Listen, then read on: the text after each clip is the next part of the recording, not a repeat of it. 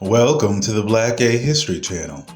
Please share this video and subscribe to this channel for more captivating content.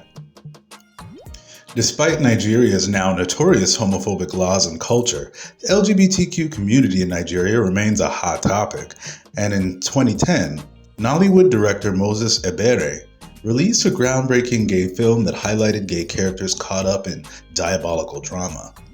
Trigger warning, some of the following topics in this film are pretty brutal, but I think what they did with this film made for a captivating story.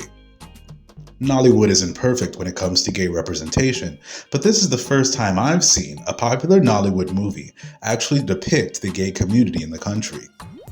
Nollywood is the biggest film industry on the African continent, and Nollywood's dramatic scripts and campy acting remind me of American soap operas and Mexican telenovelas. But I gotta give them credit for giving the gays some money.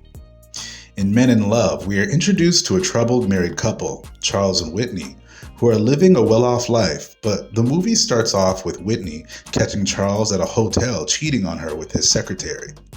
Despite the fighting, cursing, and complaining to her girlfriends, Whitney stays with Charles as long as he gives her lavish gifts like cars and trips overseas. But by coincidence, the messy couple run into Charles's old college buddy named Alex, and it's clear that Alex is disappointed to see his college buddy Charles is married.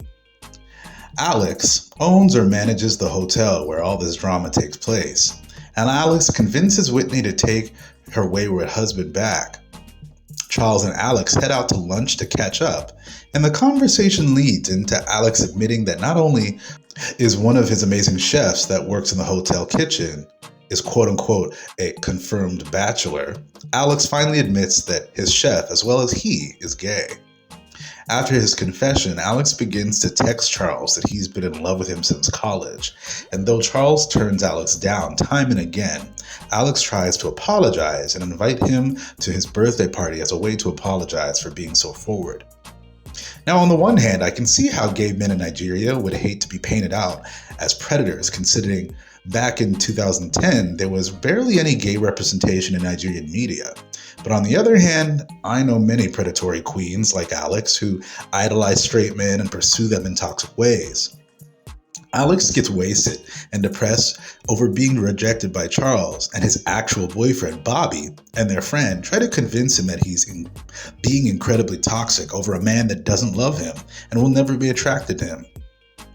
I appreciated that at Alex's birthday party, we finally see a glimpse of the Black gay community in Nigeria, with many of Alex's gay buddies showing up to celebrate him. And it's clear Alex and his partner Bobby are popular. The 2010s gay fashion was sending me. I saw myself in that crowd with the pierced ears, tight colorful t-shirts from Hollister. That's exactly how I dressed in that era, so this scene was styled so accurately. I kiki. When Charles shows up to the party, he realizes this is not his crowd, but he eats and drinks to himself. But that's when things take a dark turn. Charles gets woozy and dizzy, and Alex swoops in to take him to another room and undress him. Alex had clearly drugged Charles' drink and forced himself on him in the room while they were alone. When Charles awakens, he realizes what has happened, and he punches Alex out in order to leave the party.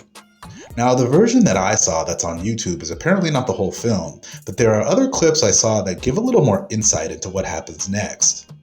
Now, I have no idea how the slick-talking Alex convinces Charles to forgive him after drugging him and abusing him, but in another scene online, we see that again, Alex has taken Charles out to dinner and continuously flirts with him, but gets caught by the loud and expressive Bobby, who is shocked that his boyfriend is trying to leave him for a straight man.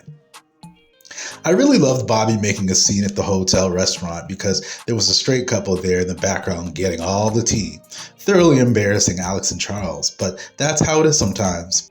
Quote-unquote discreet gay men who are gay but choose to allude to being straight. And obviously he's incredibly abusive, so he totally deserved to be embarrassed in that moment. I definitely need to get a full copy of this movie to see how it all ends. Did Charles forgive Alex for taking advantage of him because Alex compared his abuse to all the times he cheated on his own wife? That's a sick mindset, but I wouldn't be surprised.